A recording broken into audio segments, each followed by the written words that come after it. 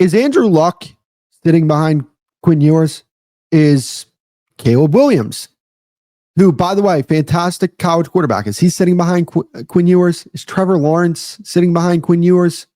Right? Like, are any of those type of quarterbacks that came in with all this hype, are they sitting behind Quinn Ewers? I don't believe so.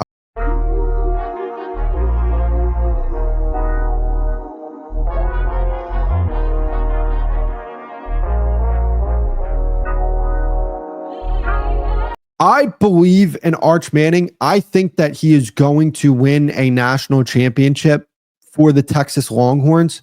But at the same time, the preseason hype, I don't believe is warranted from the standpoint of, I was listening to Joel Klatt's show, and he has Arch Manning ranked as the fourth best player in the entire country. Not fourth best quarterback. Not fourth best quarterback in the SEC, fourth best player in the entire country. I just think that that's absolutely ludicrous. I think that's ludicrous. A guy who has started 2 games in his college career is the fourth best player in the country. And here's my thing, right?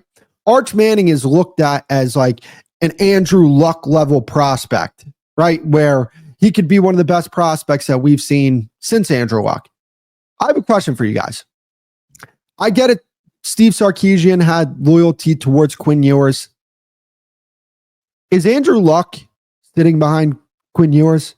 Is Caleb Williams, who, by the way, fantastic college quarterback, is he sitting behind Quinn Ewers? Is Trevor Lawrence sitting behind Quinn Ewers? Right? Like, are any of those type of quarterbacks that came in with all this hype, are they sitting behind Quinn Ewers? I don't believe so. He was a 7th round pick in the draft for, I think, a good reason. And you saw he was very bad in his preseason debut.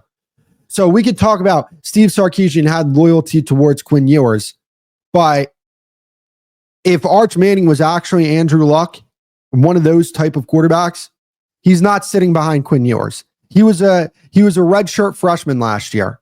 It was his 2nd year in college football. If he was that good, he would have started over Quinn Ewers. Loyalty be damned.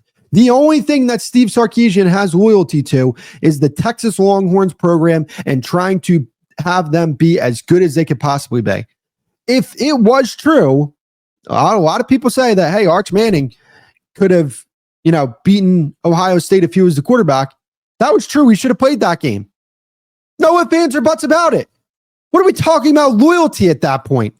Loyalty to Quinn Ewers, who, granted, did a lot of really good things for that program. I'm not trying to disrespect Quinn Ewers, and his road record was fantastic. I mean, the fact that he went on the road to Tuscaloosa and beat Alabama in that stadium, fantastic. But you're really trying to tell me that you're going to put a lesser quarterback on the field when that could have been the difference between you beating Ohio State and going on to Notre Dame and beating Notre Dame and winning a national championship. Loyalty to an individual player stops you from that. If he was that big of a difference for the Texas Longhorns program last year, he should have been the starting quarterback. Loyalty be damned. The only thing Steve Sarkisian needs to be loyal to is getting those W's. And if Arch Manning was really Andrew Luck, if he was really Trevor Lawrence, if he was really one of those type of guys, he should have been on the field. Point blank, period. Quinn Ewers, hats off to you. Now, understand this. It sounds like I'm being hypercritical of Arch Manning.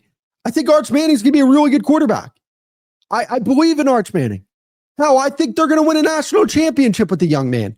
But can this young man get on the field and play games before we start saying that he's better than quarterbacks like Garrett Nussmeier or Cade Klubnik or Lenoris Sellers?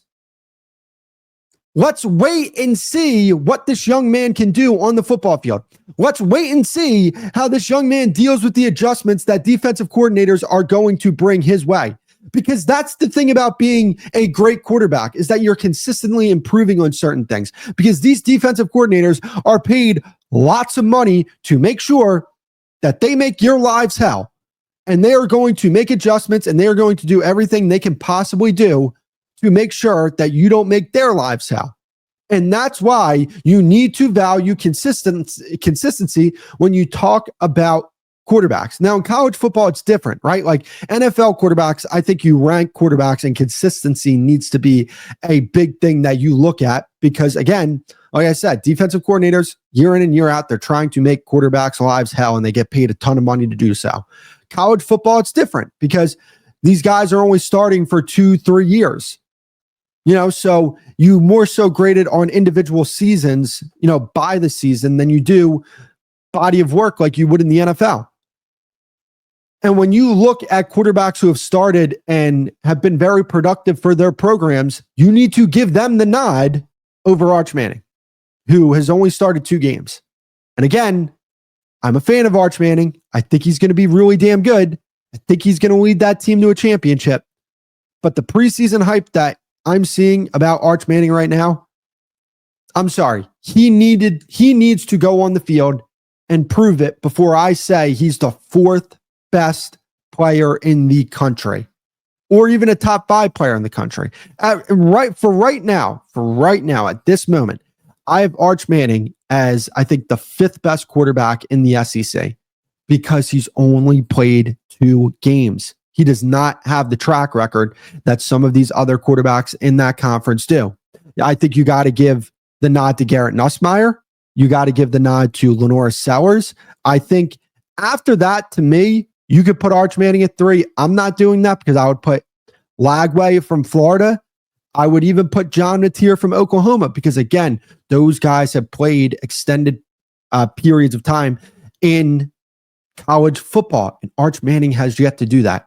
So again, it's not based off ability. It's based off of the fact that he doesn't have that much of a track record.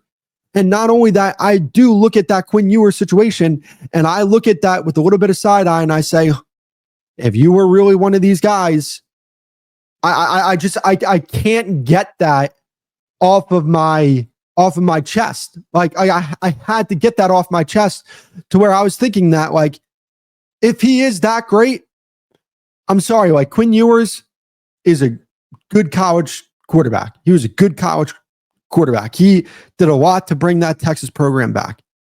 But he was a 7th round pick for a reason. He was, and he probably deserved to be drafted there. Like, to me, I look at that and I think you were looking at a situation like you looked at with, Jalen Hurts and Tua, where, in the biggest moment, Saban made the switch to Tua because he's like, he is a better quarterback and I'm trying to win a national championship. And Jalen Hurts did a lot for that program. Alabama, Nick Saban didn't care. He's like, look, I gotta win a national championship. And Steve Sarkisian, he's coached under Nick Saban before. I don't know. I can't get that off my chest because I'm sorry, Andrew Luck is not sitting behind Quinn Ewers. I can't get over that. And that to me is the thing where I just say, okay, Arch Manning, we'll see what happens. And now here's the thing. In a month from now, I may be coming on this show and saying Arch Manning is the best quarterback in the country. Seriously. I might be coming on this show and saying that. If he goes into Ohio State and plays a hell of a game against Ohio State, I mean, you're going to have to look at that and say, wow, he's built some things here. If he goes out and he has a very strong season in the SEC and Texas is, the best team in the conference and he's a Heisman Trophy candidate, then at that point, I'm willing to say, okay, he's one of the best players in the country.